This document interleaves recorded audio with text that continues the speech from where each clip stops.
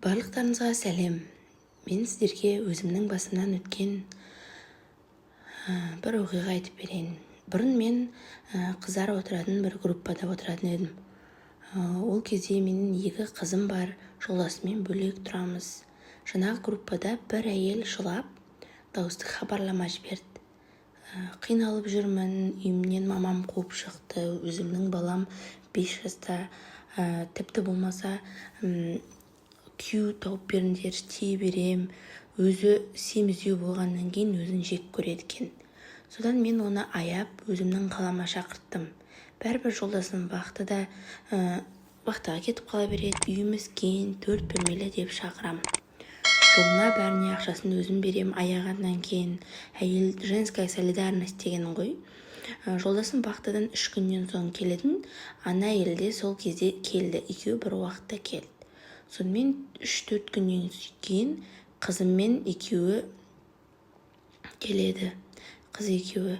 Мен оларды бөлме дайындап, оларға телевизор бар комнатаны соларға берем. Жұмыс тауып, жұмысқа кіріп кеткенше осында тұра бер дедім. Сол істеген әрекеттерімнің барлығын күйеуім көріп, естіп, күйеуім ұрсыс шығарды. Ертең бұл жасаған жақсылыққа апармайды, көресің, бәлеге ұрынасың әлі деп мен айттым. Қиналып жүрген адамға көмектесейік, басқа не істейміз енді деп мен оған ренжідім. Содан басында танысып, бөлісіп, білісіп, жақсы жүреміз, араласып. Содан кейін мен қыздарымды алып далаға шығып кетем площадкаға ойнатуға. Сол моментте ана әйел менің қызымды ала саласың ба, қазір шығам, жуынып деді. Мен жақсы деп оның қызымды алып кетем. Сол кезде күйеуім ұйықтап жатқан, ана әйел күйеуімнің жанына барып өзі жабысып, тиіскен, құшақтап, ернінен сүйіп, күйеуім итеріп жіберген, қуасың ба деп боқтап.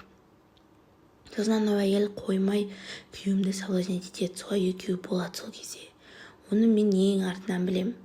Қызы жабайылау, онша тәрбие көрмеген, еще көрінген затқа тиісіп, ақтарып жүреді, тіміскілеп, ұрылар сияқты. Енді ештеңе ұрламағанмен де жаңағы барлығын қопарып жүреді. Бала ғой деп менде құрсыншы деп ештеңе демеймін, мен де балаларым болғаннан кейін. Солай күндіз қыздарым садикте болады, мен төркінге барамын, себебі ол жақта ремонт, оларға көмектесем. Мен кеткен кезде екеуі болып жүреткен біздің спальныйда. Білмеймін, біреудің әйелі біреуге қыздай дейді ғой. Ана әйел ұнаған ғой күйеуіме. Күйеуім маған резко суып кетті, таянбай кетті маған. Енді былай қарап тұрған әйелдің қызығатын жері жоқ, бірақ мүмкін басқа жері күшті шығар. Бір күні қыздарды садикке апарып тастап, төркінге бармаймын. Бүгін садиктен шыққаннан кейін бірден өз үйімізге келсем, екеуі біздің спальныйда жатыр. Прям мен шоке болдым сол кезде. Үстімнен прям салқын су құйып жүргендей болдым. Жаны шығарып, шашын сүйреп шығарып тастадым ана қатынды.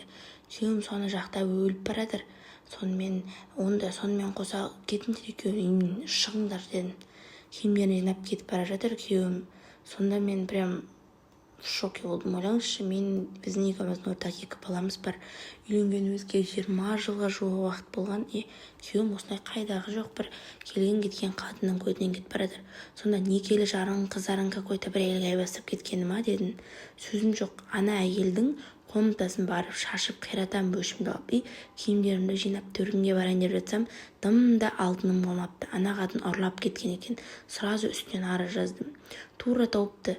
Бірақ ол қатын қызым ойнап жүріп алып кетті деп құтылды. Қазір енді ажырасып жатырмыз. Сол қатынның кесірі, біреуге көмектесемін деп басым бәлеге қалды.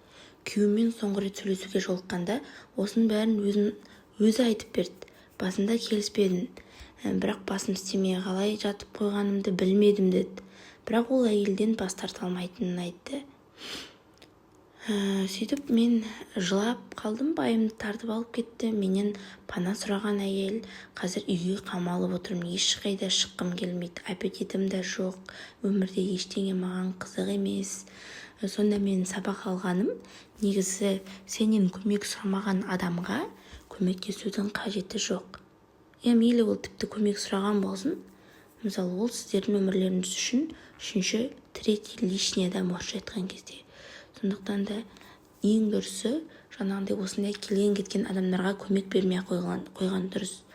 Ондайлар әдейі біз секілді добрый адамдарды пайдаланады.